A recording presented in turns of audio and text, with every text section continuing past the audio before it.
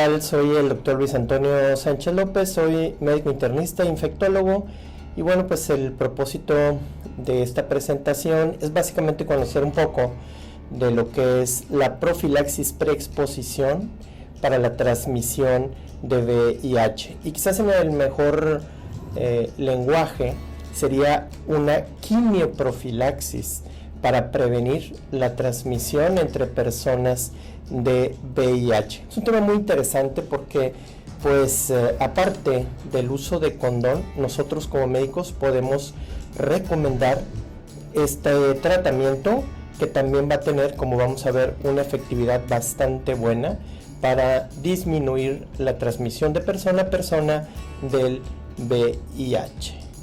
Y bueno, pues antes que nada, pues vamos a definir lo que es PrEP.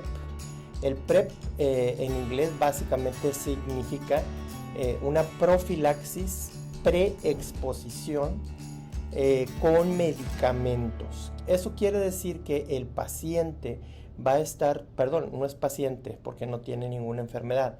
La persona va a estar tomando tratamiento de forma continua o medicamento de forma continua para evitar el riesgo de transmisión de VIH dentro de sus relaciones sexuales.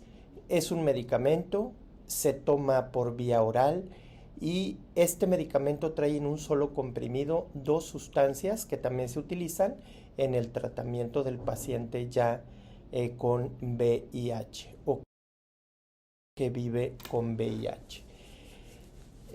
Hay estudios que se tienen ya desde, digamos, el 2012 y anteriores, en donde ha mostrado efectividad para evitar ese riesgo.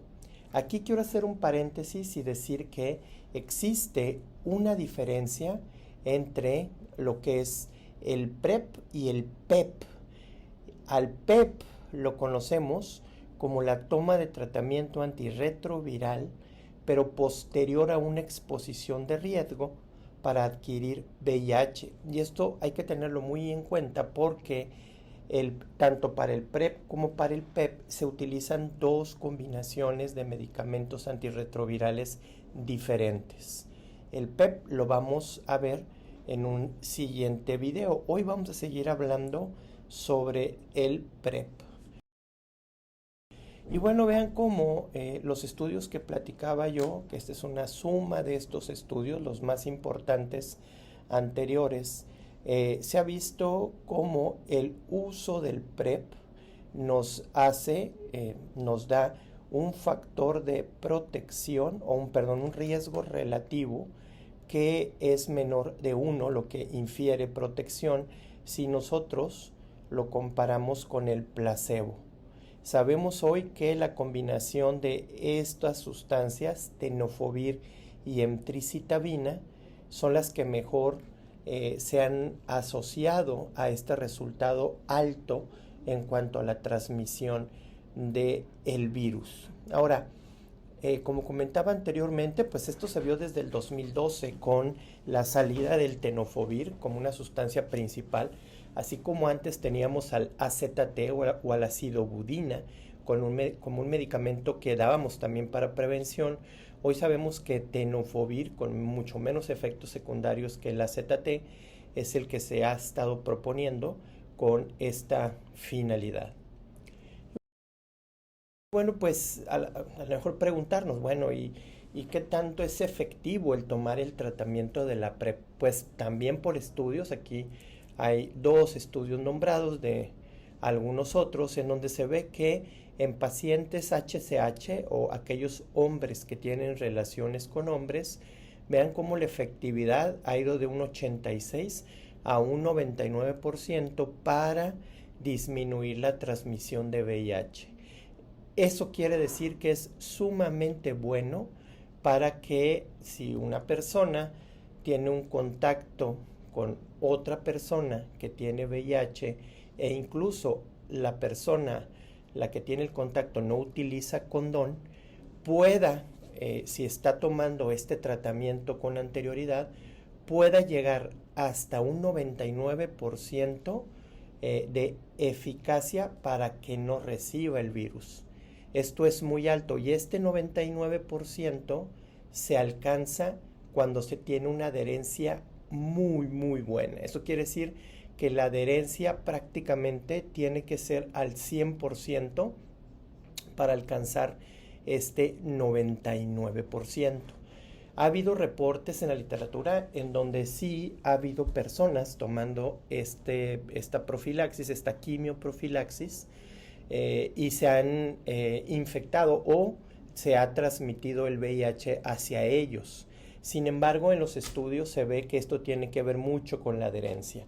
A menor adherencia, a menor toma de tratamiento, vean cómo la efectividad puede bajar hasta un 86%. Entonces, una de las tareas cuando uno inicia el PrEP en las personas, pues es básicamente explicarles muy bien esto, que depende mucho de bajar o de que el medicamento sea eficaz, en tanto la adherencia también sea extremadamente buena. Hay ensayos, también vamos a ver que hay dos tipos de cómo dar el PrEP. Uno es de forma continua y otro es a demanda. Y también ya hay estudios que demuestran la eficacia del PrEP a demanda hasta un 86%, y esto puede subir también si la adherencia del tratamiento se cumple. Hay estudios que se están corriendo todavía en PrEP en parejas serodiscordantes, es decir, una persona con VIH y otra persona sin VIH, y también en personas heterosexuales, y aparentemente la protección se correlaciona con esta que se ha visto en los hombres que tienen relaciones con hombres.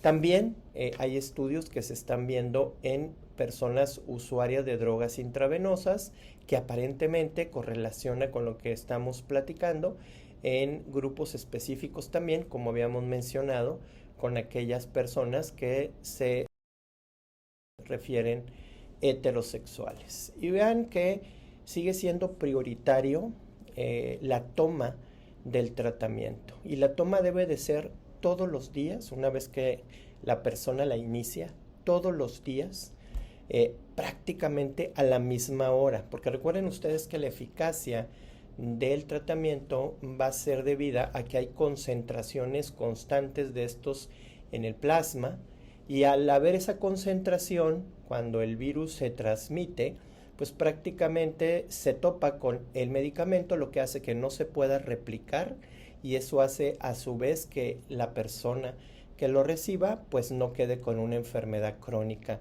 de VIH. Entonces, si hay esos fallos de tratamiento, pues obviamente los niveles van a estar oscilando en la sangre, o van a estar muy disminuidos, y es cuando la protección se empieza a disminuir. Y hay ciertos estudios como el IPREX, el Banco, que se ha visto que a menor adherencia, pues menor protección para la enfermedad o para el padecimiento.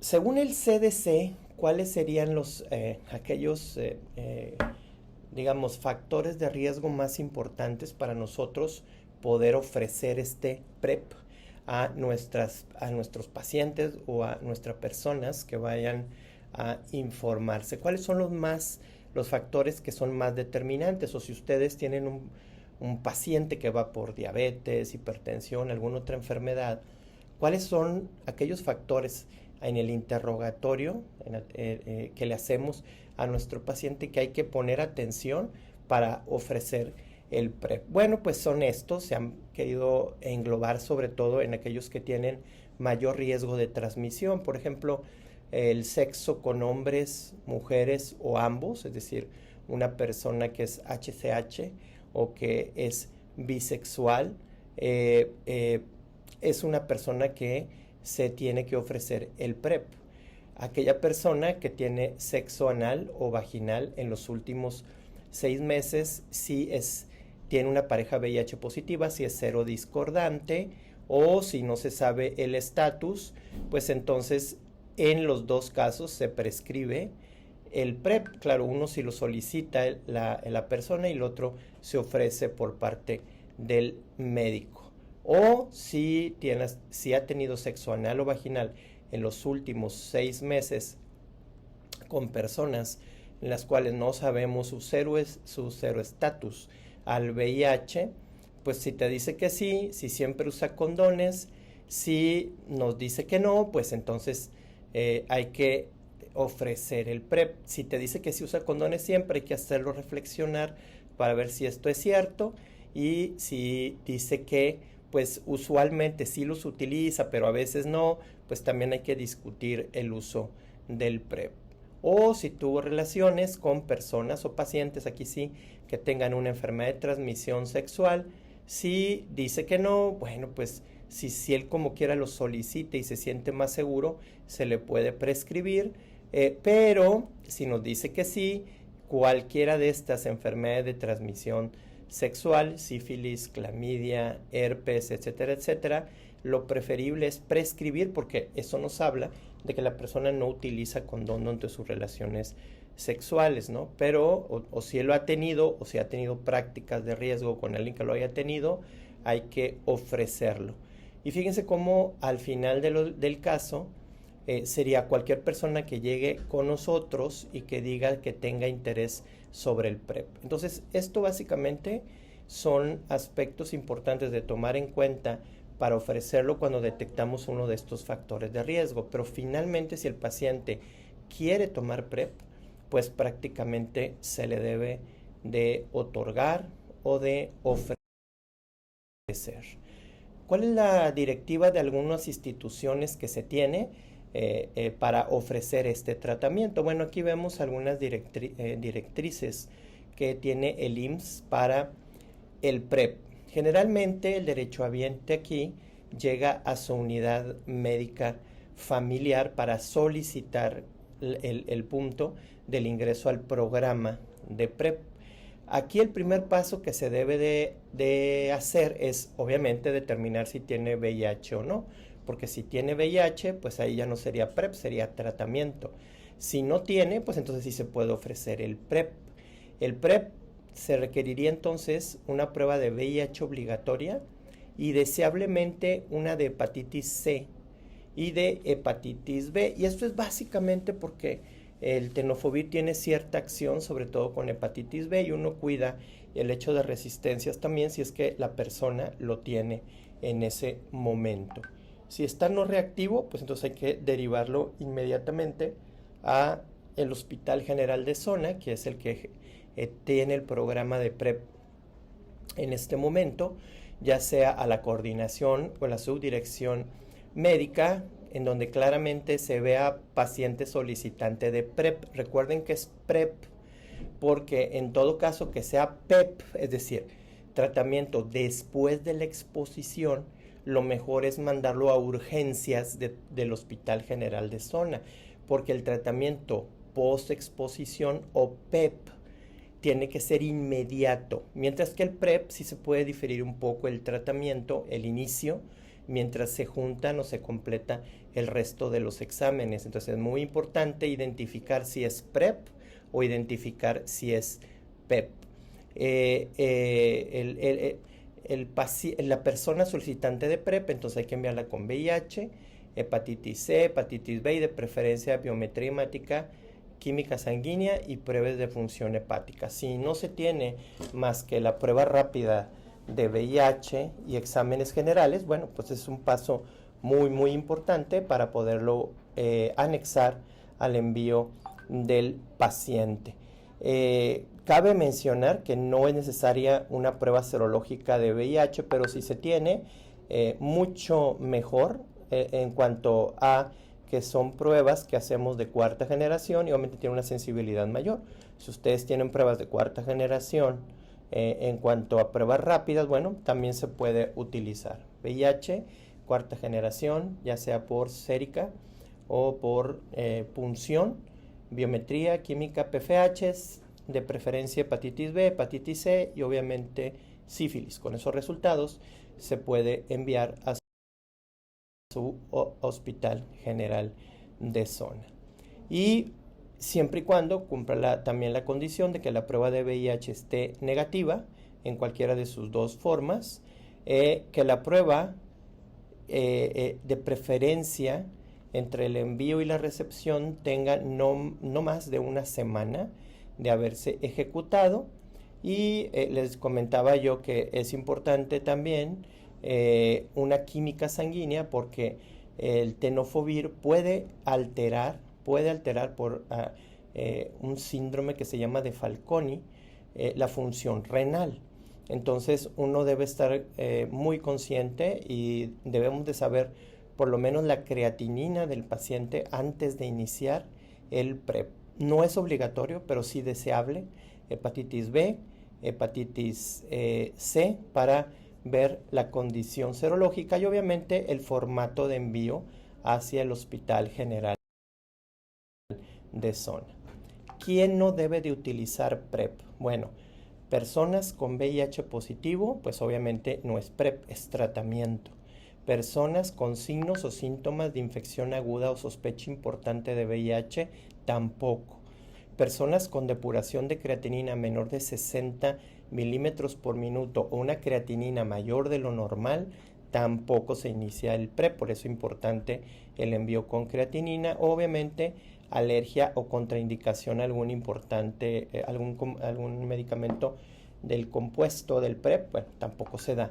Aquí también cabe recalcar que el paciente con PEP, el manejo de antirretrovirales es diferente al del PrEP. Entonces aquí también, aunque no dice la diapositiva, el que no debe de utilizar PrEP es aquel que tuvo un encuentro sexual de riesgo y quiere recibir tratamiento. A eso se le llama PEP, ¿sí? Acuérdense que el PrEP es antes de la relación sexual de riesgo. Esa es la diferencia fundamental, y ya dijimos que esto marca también la importancia entre decidir sobre un tratamiento y decidir sobre otro tratamiento. ¿Cuáles son los regímenes para la prevención, para este tratamiento de PrEP en adolescentes y en adultos? Bueno, habíamos dicho que tenemos dos modalidades actualmente aquí en México disponibles, pero a nivel del mundo o en Estados Unidos existen tres modalidades. La primera es utilizar emtricitabina, tenofovir 200 y 245 miligramos diario a bajo demanda. Eso quiere decir que el paciente va a tomar una tableta todos los días, y eso quiere decir que pues el uso, perdón, estoy en esta parte, en la parte del diario, es una tableta diaria todos los días, que es la forma en que se da más comúnmente. El frasco de las tabletas trae 30, es decir, el paciente le dura un mes cada frasco, y cada mes tiene que estar acudiendo por su medicamento, ¿ok? Y el seguimiento pues es aquí en esta parte. Cada 3 meses al paciente se le pide por lo menos un VIH, cada 3 meses una prueba de VIH, y cada 6 meses exámenes generales, y cada año hepatitis B, hepatitis C, VDRL y obviamente su examen de VIH. En este punto la adherencia también tiene que ser sumamente importante, todos los días a la misma hora, ¿ok? Y después tenemos el medicamento, ahora sí, yo me había confundido, aquí es diario bajo demanda, es decir, el paciente lo va a tomar cuando él sienta que va a estar expuesto a un factor de riesgo, ¿ok? Y aquí el régimen que se da es 2-1-1. Eso quiere decir que el paciente toma 2 pastillas del tenofovir y la emtricitabina entre 2 y 24 horas antes de tener relaciones sexuales de riesgo, una pastilla 24 horas después de la primera dosis y una pastilla 24 horas después de la segunda pastilla. Por eso es 24 horas antes de la relación sexual de riesgo, una 24 horas después de la primera dosis, y otra va a ser a las 24 horas después de la segunda dosis o a las 48 horas después de la primera dosis. Aquí el punto es que se ha visto que este esquema es mucho más complejo en cuanto a la adherencia. paciente puede hacerse más olvidadizo, puesto que si fue una reunión en donde tuvo la relación sexual de riesgo, a lo mejor sí cumple con la primera parte, que son las 2 pastillas antes del acto sexual.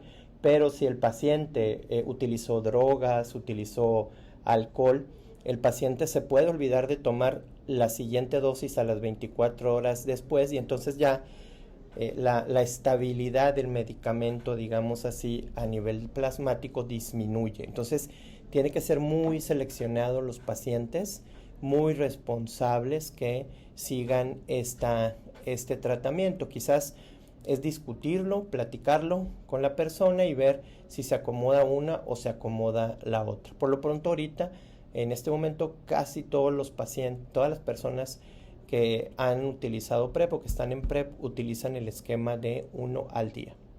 Hay otro muy buen medicamento que es inyectable, que se llama Cabotegravir, que viene de 600 miligramos, se aplica intramuscular para prevención también del VIH. Esta inyección es cada 2 meses. Y generalmente, como el paciente a veces lee, la persona a veces lee en el internet, ¿verdad? En el doctor Google, pues generalmente vienen y nos dicen, oiga, ¿y qué pasa con la vacuna del VIH? Porque ellos lo identifican un poco más como vacuna. Decir que vacuna preventiva como tal no existe. Había un buen programa que se llamaba Mosaico, a nivel mundial. Era una vacuna que se tenía mucha esperanza y que este año prácticamente se canceló porque no se vio absolutamente ninguna prevención. Pues bien, esto no es una vacuna, sigue siendo quimioprofilaxis, pero como se inyecta en la región glútea, el paciente como que lo une a vacuna, pero no es vacuna.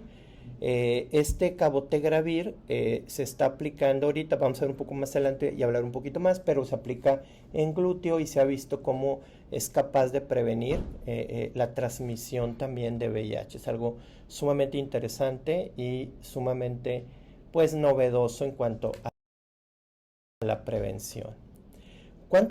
Volviendo ya a lo que es el tratamiento oral, ¿cuánto tiempo tarda en dar su máxima protección? Bueno, básicamente para las personas, en estudios se ha visto que aquellas que tienen relaciones anales receptivas, también se llama en inglés bottoming, las pastillas de la PrEP alcanzan su máximo nivel de protección en aproximadamente 7 días de uso diario.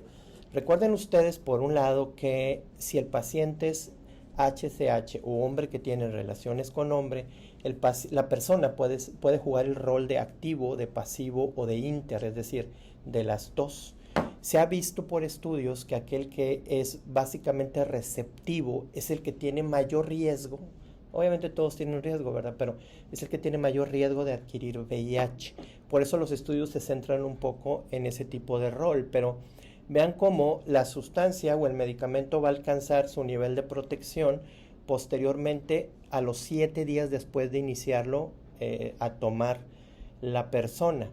Y aquellos que tienen relaciones vaginales receptivas y en los PUDIs, las pastillas van a alcanzar aproximadamente 21 días, ¿verdad? Como nuestro paciente, bueno, a veces ya ven que no hacen mucho caso de la indicación. Generalmente yo les digo que entre 14 y 21 días van a alcanzar la protección total, ¿no? Para que como quiera en esos 14 a 21 días anteriores sí traten de utilizar condón hasta que la sustancia esté en muy buena concentración a nivel sanguíneo para que alcance su 99% de protección.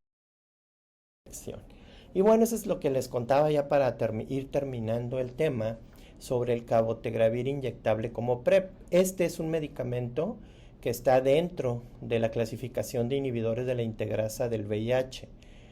Básicamente, las 2 primeras inyecciones intramusculares de Cabotegravir se separan un mes y luego ya se pueden dar cada 2 meses. Entonces, en estudios que ya tenemos, este tratamiento logró una reducción del 79%, si se compara con el placebo, y generalmente, bueno, pues hay estudios corriendo en todos los que son las preferencias sexuales y también de género en cuanto a la transmisión de VIH. Ese es el medicamento que por lo general se da comercialmente. Bueno, ahorita ya tenemos muchas marcas, ¿verdad? Este es el medicamento del PrEP, tenofovir emtricitabina, 245-200 miligramos. Ya sabemos que puede ser a demanda o que puede ser diario. Y este es el cabotegravir, perdón, de 600 miligramos, que se da al inicio una y luego al mes otra y después ya cada 2 meses.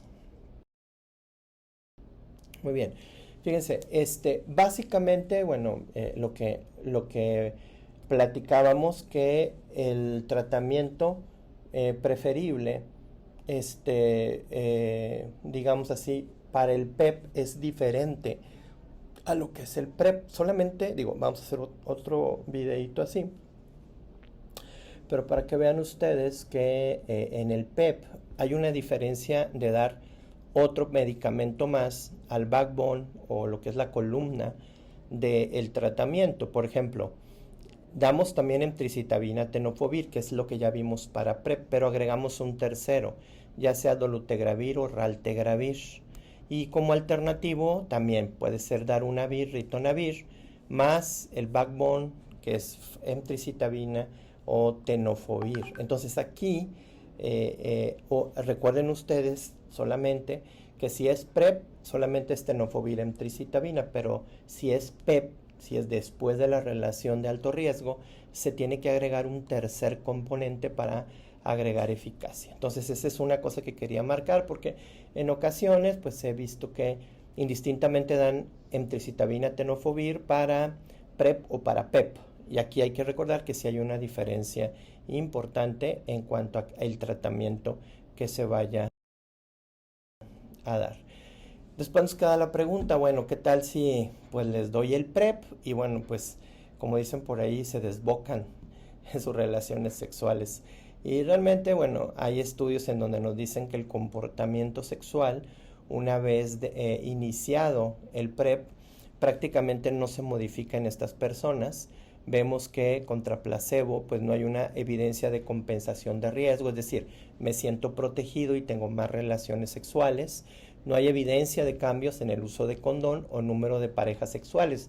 Es muy importante porque finalmente el paciente que va a utilizar PrEP creo que es muy consciente de su riesgo y creo que aquellos que lo utilizan pues básicamente no modifican su comportamiento sexual de base, ya sea uso de condón o la cuestión de las parejas sexuales. Sin embargo, bueno, sabemos que todos tienen un pensamiento, pero por estudio realmente no hay ese compensamiento del riesgo en aumento de relaciones o en dejar de utilizar el condón. Y bueno, también otra preocupación que siempre hice, bueno, así como los antibióticos, ¿verdad? Damos antirretrovirales y qué tal si pues de repente empieza a haber resistencia de estos, o sea, del medicamento para el VIH. Y realmente de estudios que se tienen desde hace tiempo sabemos que ese riesgo de resistencia de emergencia, de resistencia para tenofovir emtricitabina, que cabe decir que es uno de los medicamentos que más utilizamos también para tratamiento, pues es muy bajo. Por lo tanto, la recomendación es que sí se puede dar este tratamiento preventivo por el tiempo que el paciente lo solicite. Y eso es algo también importante.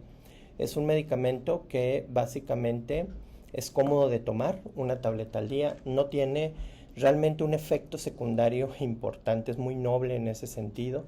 Se puede suspender cuando el paciente lo desee y al momento de suspenderlo, pues el paciente lo puede volver a retomar nuevamente en cualquier momento y cuando él lo quiera. Aquí el punto sería nada más hacer conciencia de que si lo retoma nuevamente va a pasar de 7 hasta 15 días en que puede otra vez alcanzar su nivel máximo de protección. Y por último, pues Sabemos hoy que la PEP la PEP y el PrEP son estrategias importantes de prevención, aparte de los que ya conocemos como el condón.